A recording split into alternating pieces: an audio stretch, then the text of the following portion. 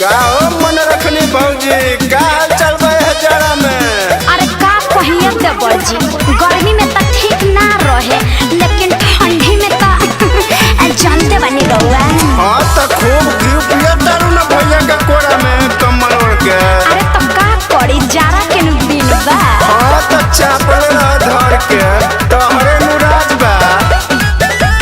बड़ी भागे आइल बा जाड़ा के दिन, आ चालू होइल भवाला मशीन। अरे बड़ी भागे आइल बा जाड़ा के दिन, चालू होइल भवाला मशीन। सापो के जड़ से लपटल रहे। अरे सरदी में सोया हमर सटल रहे।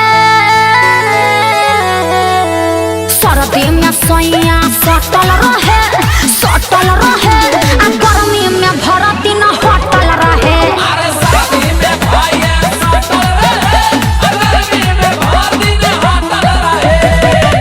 हाँ तो जाड़ा में नारा सड़कावित रह।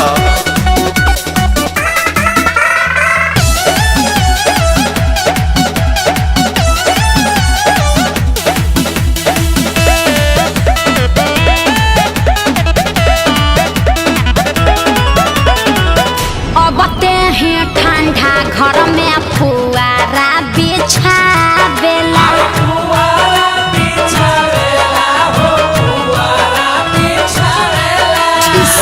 कोरा में चापी के कंबल ओढ़ावेला।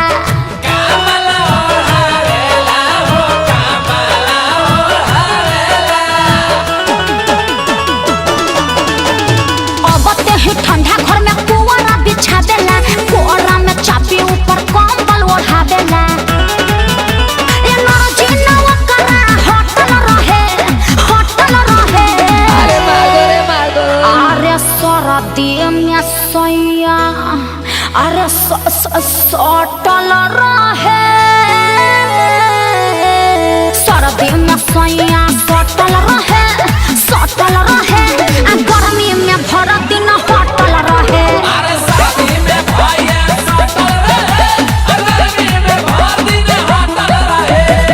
अरे भौजी हमरो जाड़ा में पारा चढ़त बा। और कहाँ जाई रे?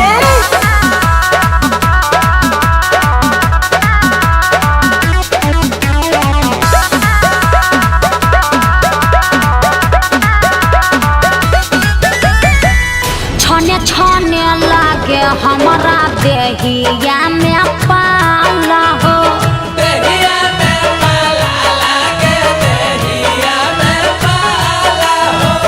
गोड़वा में गोड़ जब अर्जुन हमारा छुआला हो।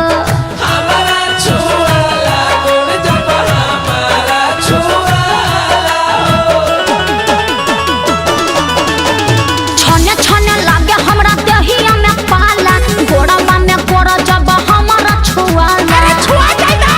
अरे माने न बतिया डटल रहे।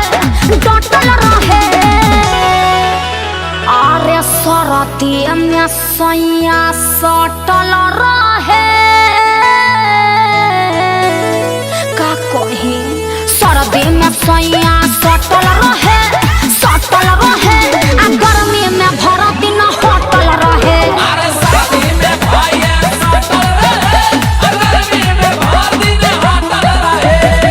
तनी हमनियो के अपन बोरसिया में हाथ सके दे भौजी। अरे सरदी में सोया हमर सटल रहे।